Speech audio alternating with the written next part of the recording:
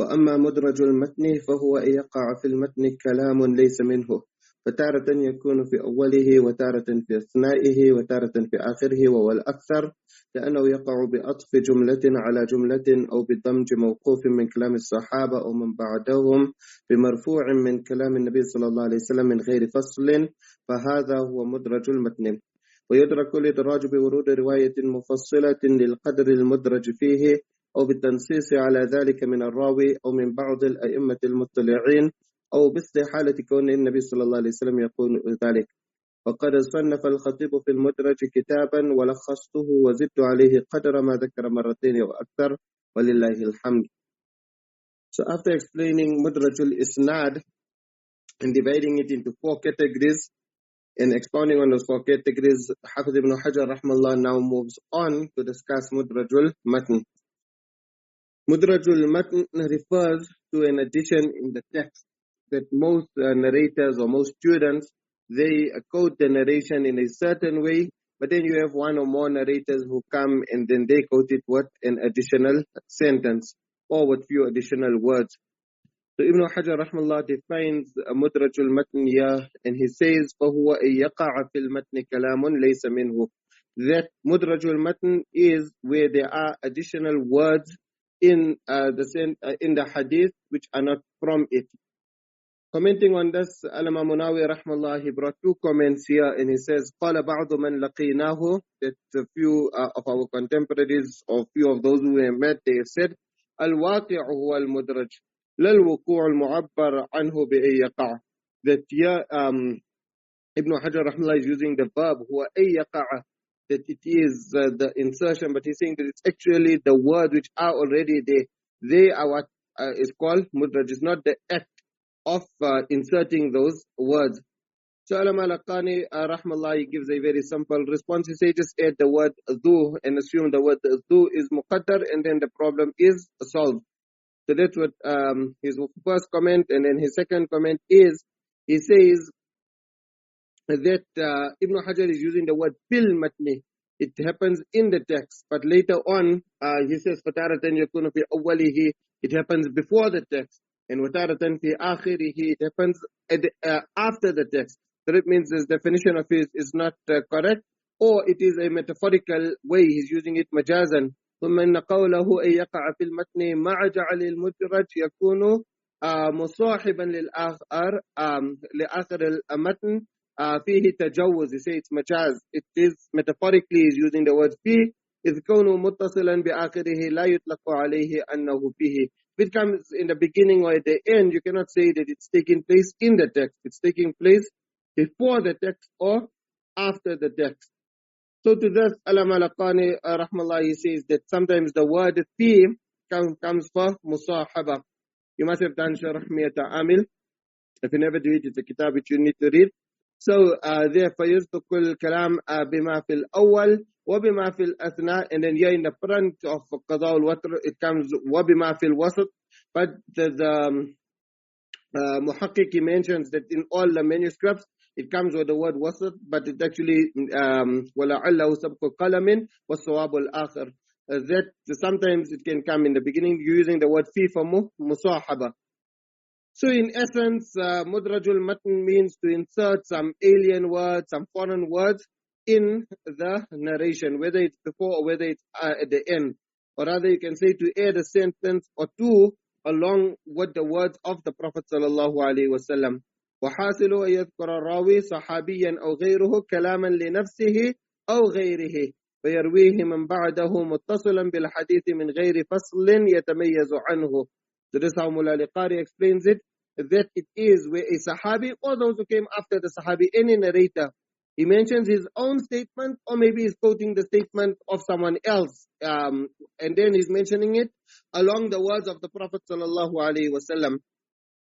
So those who come after him, then they narrate all of that as the words of Nabi sallallahu alaihi wasallam min ghayri faslin yatamayyazu anhu, without creating any distinction.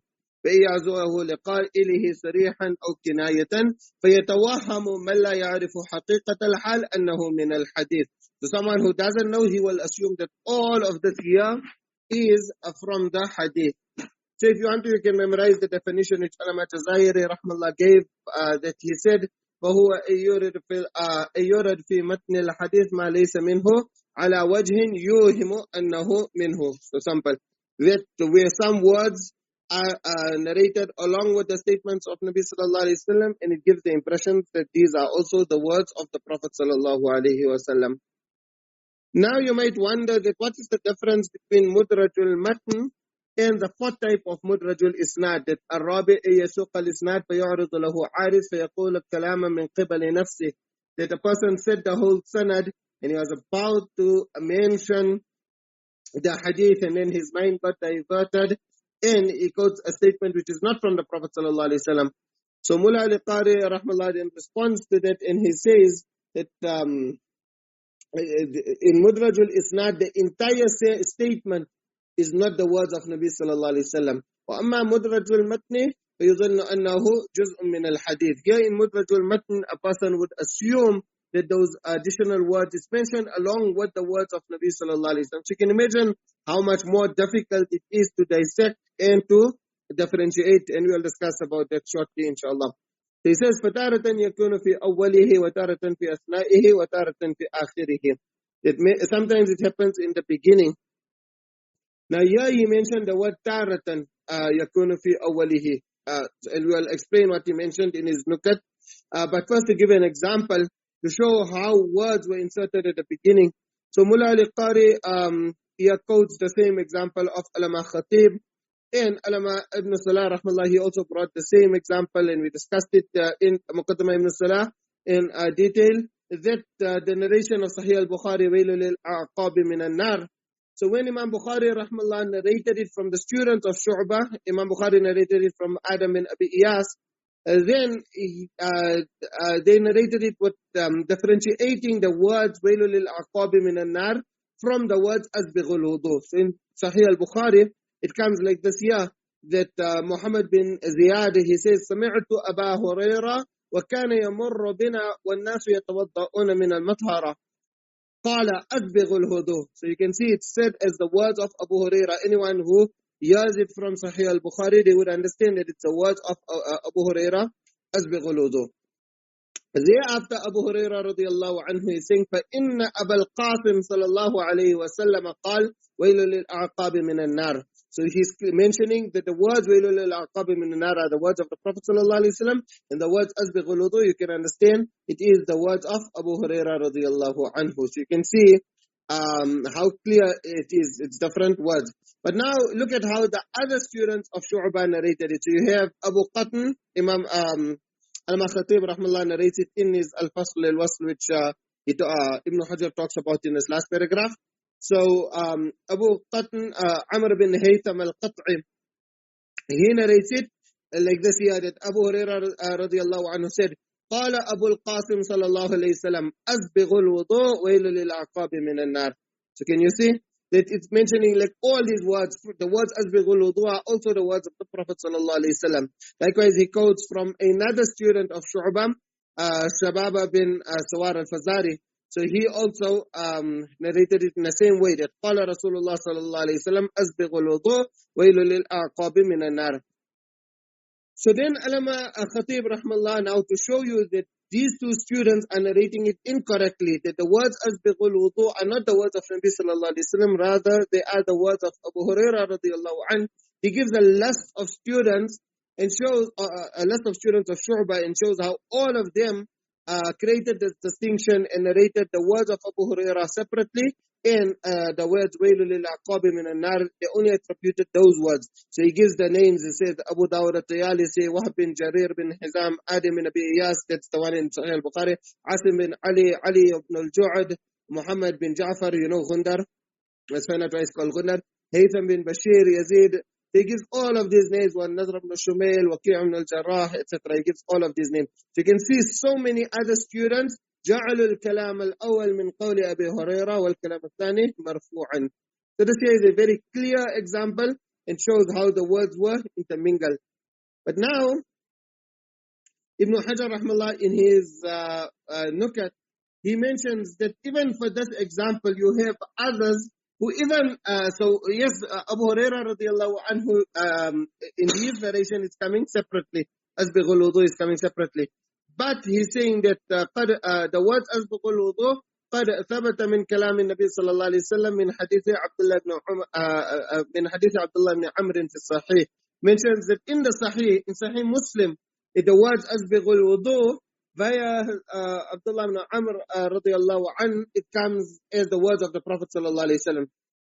So in Sahih Muslim, the narration comes, رجعنا, Abdullah ibn Amr narrates, رجعنا مع رسول الله صلى الله عليه وسلم من مكة إلى المدينة حتى إذا كنا بماء بالطريق تعجل قوم عند العصر فتوضأوا وهم رجال فانتهينا إليهم وأعقابهم تلوح لم يمس الماء فقال رسول الله صلى الله عليه وسلم ويل للأعقاب من النار أسبغوا الوضوء.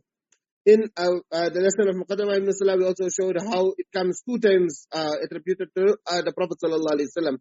So that means that technically this example is not even valid, because the words of Asbighul wudu is actually established from the Prophet sallallahu alaihi wasallam. So Ibn Hajar rahmallah says that besides this here, you could even hardly find any other example. وَفَتَّشْتُ مَا جَمَعَهُ الْخَطِيبُ فِي الْمُدْرَجِ وَمِقْدَارُ مَا زِدْتُ عَلَيْهِ مِنْهُ فَلَمْ أَجِدْ لَهُ مِثَالًا آخَرَ إِلَّا مَا جَاءَ فِي بَعْضِ طُرُقِ حَدِيثِ الْبُصْرَى الْآتِيَةِ. He says that I tried to look for another example. I went through the book of Khatib. He himself, you can see, he mentions that وَزِدْتُ عَلَيْهِ قَدْرَ مَا ذَكَرَ, that he added so much. So in all those additional narrations which he found, but he said he could not find any other example. Although he's saying that he could not find it, there are at least 4 examples in the very book of Khatib, rahmallah. So, but you get the idea that it happened very seldom. So, few pages before this here in his nukat, he mentioned, وَهُوَ نَادِرٌ جِدًّا. So here in Nuzha an-Naḍar, although he mentions the word fataratan, sometimes it happens in the beginning, but وَهُوَ نَادِرٌ جِدًّا, in his nukat, it's mentioned that very seldom. There are very, very few examples like this. And it's obvious because generally when a person wants to quote a hadith, then even if he's mentioning it along his own speech, in those times he would mention maybe the entire sanad. In our times, probably you mention the sahabi's name, and at the bare minimum, you all say, the Prophet sallallahu alaihi wasallam said. You all say, Qala Rasulullah sallallahu alaihi wasallam. So it's very simple to differentiate your words from the words of the Prophet sallallahu alaihi wasallam. And this is how it would happen all along. But when it comes at the end, then the person mentions the hadith and he continues talking. He won't say, end the hadith and say, intaha, or say that qultu, or he doesn't create any distinction. He mentions the hadith and then continues with his discussion. But in this case, because remember now you're talking of the era before Imam Bukhari rahmallah, so they won't even quote it and say muttafaqun alayhi or akhrajahu al-Bukhari or whatever. They just continue talking. So that is why the confusion would be more when it's at the end of the hadith, and in the beginning there are very few examples. So he gives that, mentions that sometimes it happens in the beginning, but like we said, وَهُوَ نَادِرٌ جِدًّا, it's extremely seldom. وَتَارَةً فِي أَثْنَائِهِ, sometimes it's in the middle of the text. You get additional insertions. So here commentators gave the example of the narration of Busra bint Safwan to show how Idraj would take place in the middle. So here the commentators all mentioned the same example, and it's the same example which we mentioned in. So these examples are like the common examples which are given in the books of Mustalah. So the wording of that narration, firstly to show you how the narration comes in a Sunan, in Sunan Abi Dawud, Sunan Tirmidhi, Sunan Nasa'i, مَنْ مَسَّ ذَكَرَهُ فَلْيَتَوَضَّأْ. But Imam Darqutni rahmallah, when he narrated it, then he narrates it with his tariq, which goes via Hisham ibn Urwa, an Abihi, an Busra bint Safwan, and then the narration goes, مَنْ مَسَّ ذَكَرَهُ أَوْ أُنْثَيَيْهِ أَوْ رُفْغَيْهِ فَلْيَتَوَضَّأْ. So you can see there's adding a few other lams. So after narrating it, then Imam Darqutni rahmallah says, كَذَا رَوَاهُ عَبْدُ الْحَمِيدُ بْنُ جَعْفَرْ عَنْ هِشَامٍ وَوَهْمَ فِي ذِكْرِ الْأُنْثَيَيْنِ وَالرُّفْ وَإِدْرَاجُ ذَلِكَ فِي حَدِيثِ بُصْرَى عَنِ النَّبِيِّ صلى الله عليه وسلم والمحفوظ أن ذلك من قول عروة غير مرفوع كذلك رواه الثقات عن هشام منهم أيوب السختياني وحماد بن زيد وغيرهما. So he's mentioning that the other students they all narrated it, مَنْ مَسَّ ذَكَرَهُ فَلْيَتَوَضَّأْ. It's only this one who is narrating it is with these additions. So Ulama Khatib Rahmullah explained, it says, وَذِكْرُ الْأُنْثَيَيْنِ وَالرُّفْغَيْنِ لَيْسَ مِنْ كَلَامِ رَسُولِ اللَّهِ صلى الله عليه وسلم. To say, أو أنثييه أو رفغيه, these are not the words of the Prophet sallallahu alaihi wasallam. وَإِنَّمَا مِنْ قَوْلِ عُرْوَةِ ibn الزُّبَيْرِ. He's saying these are additions of Urwa.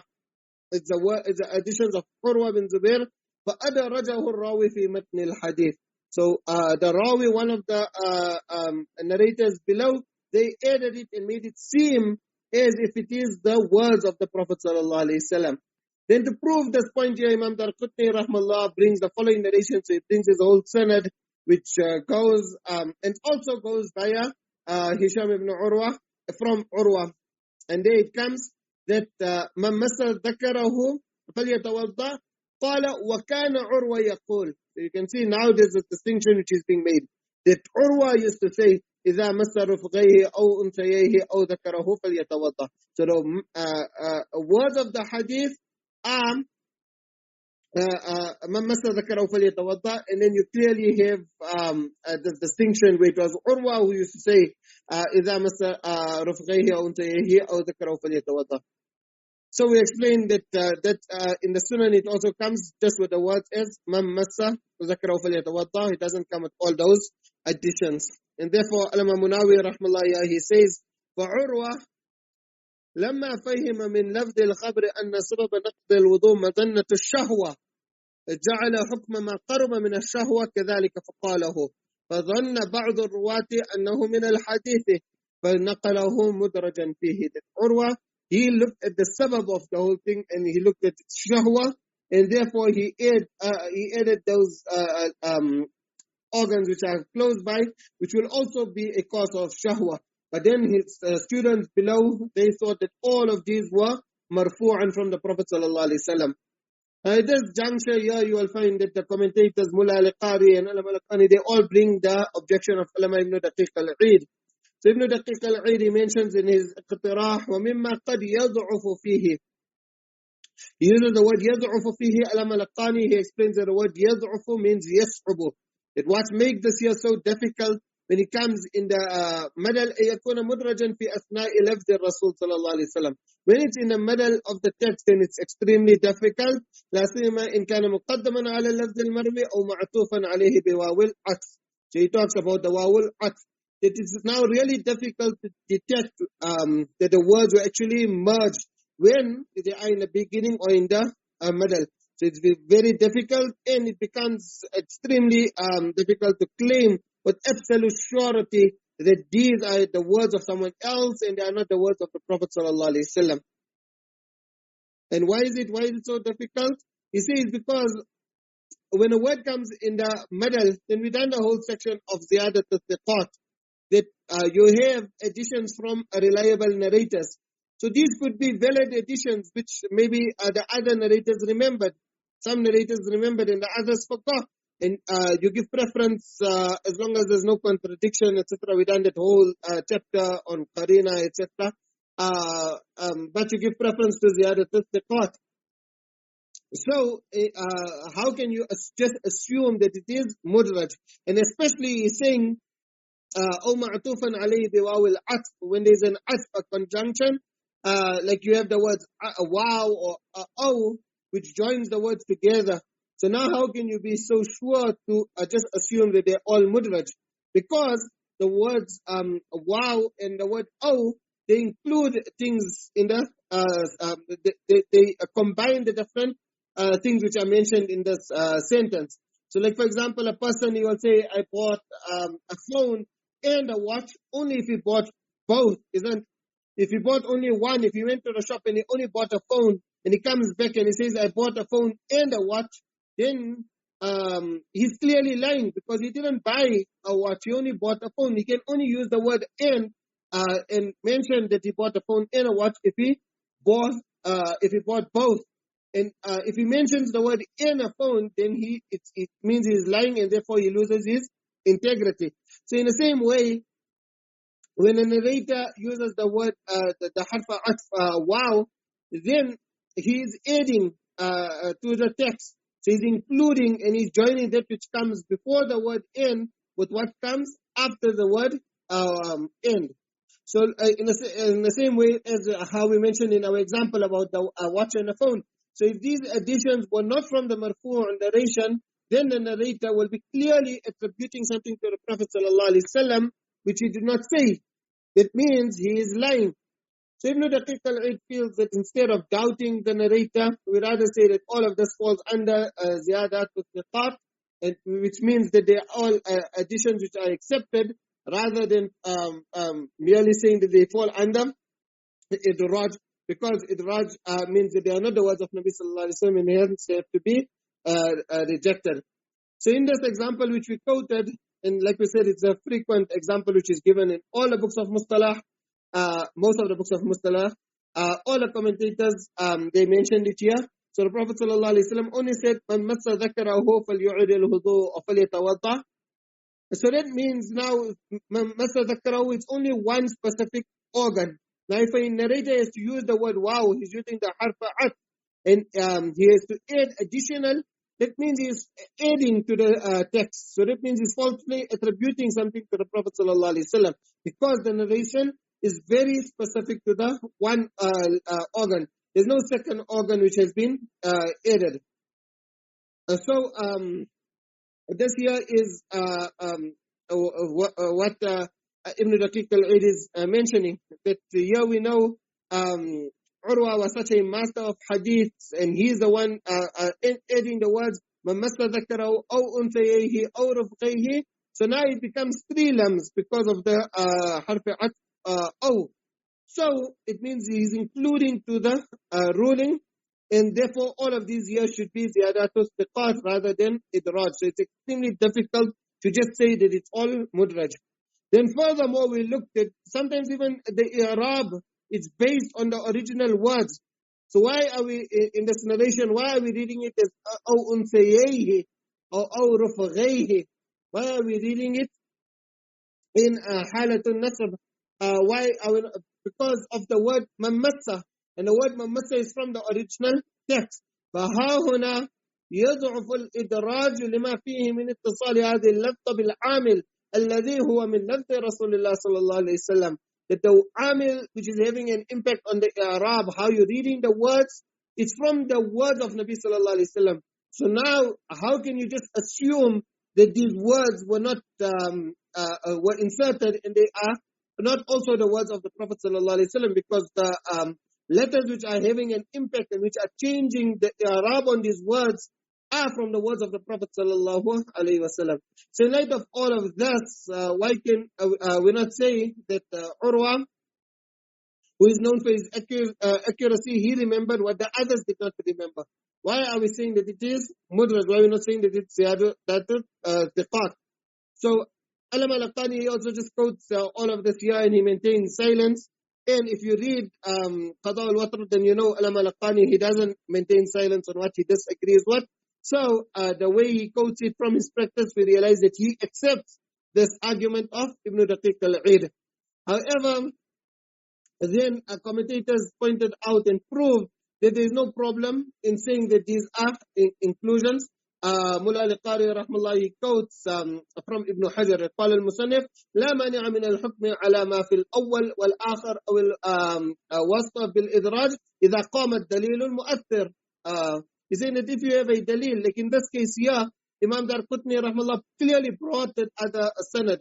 So that is what causes. So again, yeah, Ibn Daqiq al-Eid did not say it's impossible. He just mentioned that it is difficult. So once we have this, you have to basically have concrete evidence when it's in the middle to prove that it's definitely mudraj. These are inserted words. So Imam Darqutni rahmallah, he brought a clear sanad, and he clearly, with very concrete evidence, he proved that these are actually additions in the statement of the Prophet sallallahu alaihi wasallam. And you also remember that we mentioned in the beginning of the last lesson that you will understand the expertise of the muhaddithun under this chapter of Idraj, that how they separated interpolations from the original text. Then he says, وَتَارَةً فِي آخِرِهِ.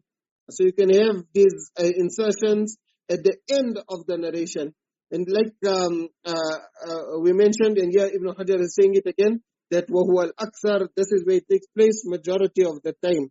So hence, it takes place so much in the beginning of the, it takes place so much at the end, that in his Alfiya Alama Iraqi Rahimahullah, when he was mentioning about Mudraj, he only mentioned this here about it taking place in the end.